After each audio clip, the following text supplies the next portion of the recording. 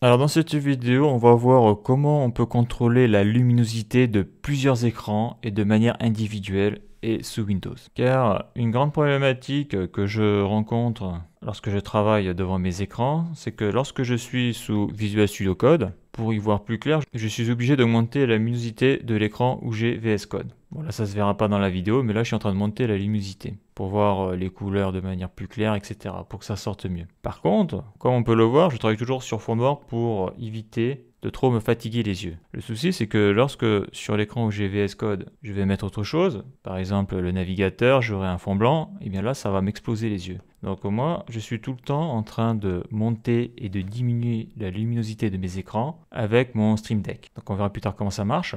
Le gros souci c'est que actuellement là je travaille sur 4 écrans et il y a toujours un écran que je dois soit augmenter ou diminuer la luminosité suivant ce que je fais, et malheureusement souvent les logiciels que tu trouves pour contrôler la luminosité sous Windows va te faire baisser ou diminuer la luminosité mais pour tous les écrans. Donc il m'a fallu quand même des mois de recherche, bon pas intensif hein, mais j'ai mis des mois avant de trouver les bons logiciels pour pouvoir contrôler la luminosité mais de manière indépendante de chaque écran sans avoir besoin de toucher l'écran, c'est-à-dire en allant dans les menus, sous-menus, etc.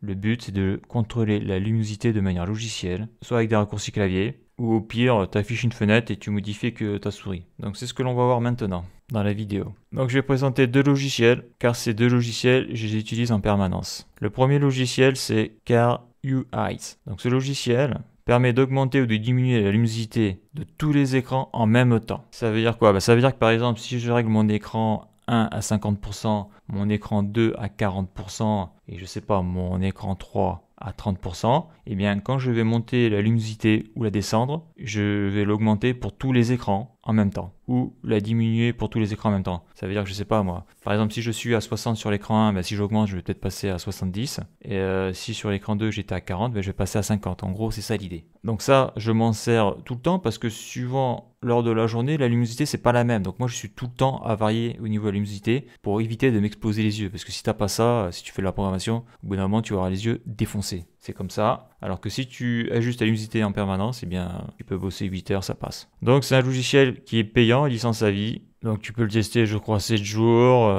Donc là si je clique sur Price, la licence à vie actuellement elle est à 39 $. Donc voilà à quoi il ressemble là. Donc c'est différentes fonctions. Donc moi je m'en sers juste pour diminuer, augmenter la luminosité de tous mes écrans. Donc là comme tu peux le voir je l'ai affiché. Donc là j'ai mis des raccourcis clavier. Donc je vais dans Options, Display, Hotkeys. Donc là j'ai mes raccourcis clavier que j'ai programmé dans mon Stream Deck, ce qui fait que quand je clique sur plus de luminosité, tu vas voir que ça monte, voilà, ça monte de 5 en 5 sur tous les écrans, et si je clique sur moins, ça descend sur tous les écrans. Donc ça c'est génial, ça change tout. Bon ça en principe dans la vidéo tu pourras pas le voir, hein, le changement de luminosité, mais voilà. Après il y a d'autres petites options comme Reading, ça passe tout en noir et blanc, Editing, donc là ça, le contraste est assez violent là pour moi là. Office, Else, Game, Movie. Donc moi je fais Custom ou des fois Reading, tout en gris. Mais voilà, Custom c'est le plus important là. Bien sûr aussi tu peux changer si tu veux la température de la lumière, mais bon moi je laisse ça à 6500K et ce que je change c'est ça. Donc ça, ce logiciel là il est génial pour le contrôle de tous les écrans, mais le problème c'est que ils n'ont pas prévu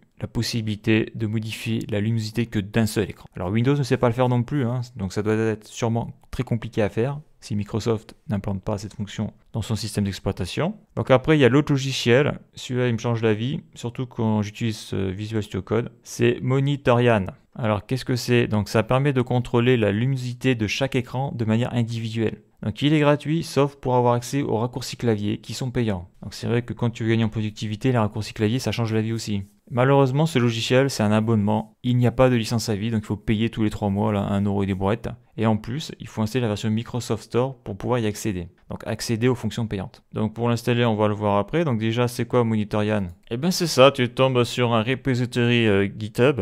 Donc là, tu vois l'interface. Donc c'est ça qui est génial. Là, tu vois tes différents écrans. Et puis là, tu bouges le curseur de l'écran que tu veux au niveau de la luminosité. Ça va se modifier. C'est programmé en C#.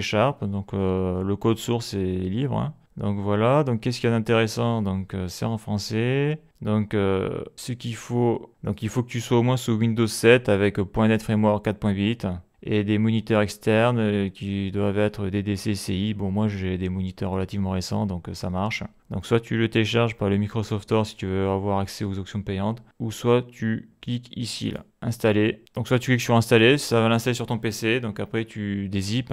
Après, un petit conseil, tu vas sur virustotal.com, ton fichier une fois qu'il est zippé, tu le mets dedans pour savoir s'il n'y a pas un virus. Donc là, je viens de le télécharger, là je fais glisser-déposer de l'excès, je le mets dedans. Donc il calcule sans H, c'est extrêmement rapide. Et là, on voit que le 28 janvier, il y a quelqu'un qui l'a déjà mis sur VirusTotal et il n'a pas été modifié depuis le 28 janvier. Et là, on voit qu'au niveau des antivirus, des malwares, tout le bordel, on voit que le code a l'air d'être clean. Voilà. Et si tu as des malwares, tout ça, bien, il ne faut pas installer. Car sinon, tu vas installer des saloperies sur ta machine. Donc là, c'est ce que je disais, je descends. Et là, ce qui est hyper intéressant pour gagner en productivité, c'est les raccourcis clavier. Mais malheureusement, il faut prendre un abonnement. Voilà. Et donc, quand tu vas en bas à droite de ta barre, tout ce qui est exécuté là, eh bien, tu as des icônes qui apparaissent. Là. Et là, j'ai Monitorian. Si je clique droit dessus, ben, j'ai cette fenêtre qui apparaît. Et donc là, si tu veux avoir accès aux options payantes, tu cliques sur le 3.9.0, mais là je peux pas, comme tu peux le voir, parce que je n'ai pas installé la version du Microsoft Store, donc je n'ai pas accès aux options payantes. D'ailleurs c'est probablement normal, parce que comme tu as pu le voir sur GitHub, tu as accès au code source, et dans le code source de base, tu n'as pas accès au raccourci clavier. Ça après c'est caché ça, donc il faut l'autre version qui est celle sur le Microsoft Store. Donc c'est pas grave. Donc là on voit quoi? On voit que exécute au démarrage, utiliser de curseur, afficher à unité ajustée, ok.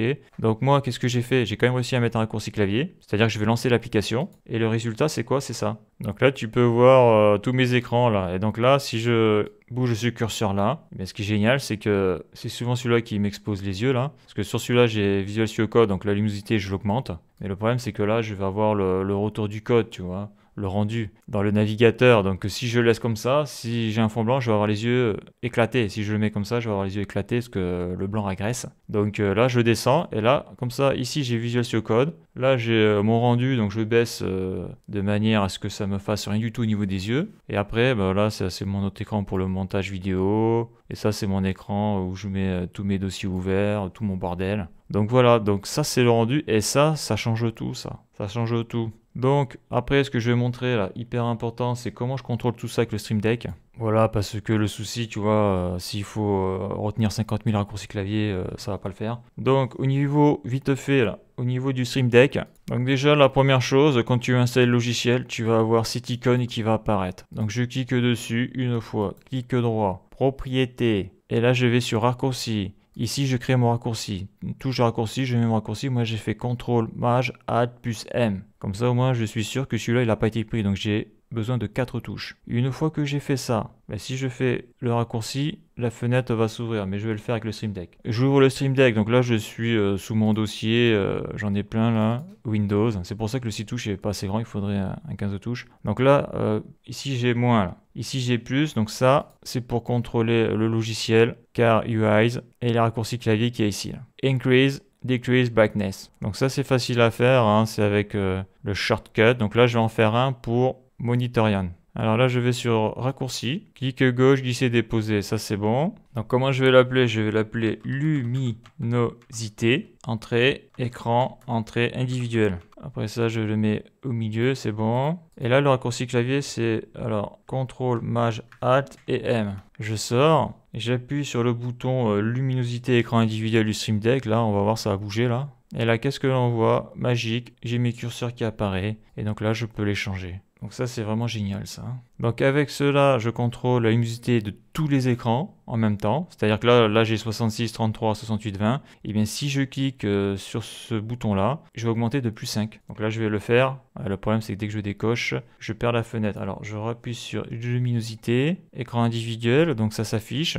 Et si je fais plus, donc moi j'ai augmenté la luminosité, mais là c'est pas actualisé là. Et je vais appuyer sur luminosité écran individuel. Donc ça n'a pas bougé, mais en tout cas ce qui est sûr c'est que sur mon écran ça a bougé. J'aurais dû mettre celui-là là. Voilà. Donc là on voit les deux. Donc là je descends la luminosité de tous les écrans. Donc là tu vois que ça descend ici là. Ici ça descend pas, ça veut dire que ce logiciel là met une surcouche à ce logiciel là au niveau de la luminosité. Donc là c'est clair que là je descends là et sur mon écran de gauche je vois plus rien là, quasiment. Donc là par exemple je le mets à 50, ça va très bien. Mais là mon écran 2 il est trop lumineux, bah, je le diminue. Et là il n'y a que mon écran 2 qui diminue. Et ça c'est génialissime. c'est magique. Donc voilà comment contrôler la luminosité de plusieurs écrans et de manière individuelle sous Windows. Donc là je suis sous Windows 10. Donc là je fais une vidéo parce que pour trouver ces informations là j'ai mis plus de 6 mois quoi. C'est l'enfer. Parce que souvent tu vas trouver des trucs sur internet mais que pour contrôler un écran ou deux écrans quoi. C'est-à-dire contrôler la luminosité des deux écrans en même temps, ou sinon il faut aller dans les paramètres de Windows et se faire chier à le faire manuellement. Mais bon, c'est extrêmement lent et si tu dois le faire toutes les 7 minutes, changement de luminosité,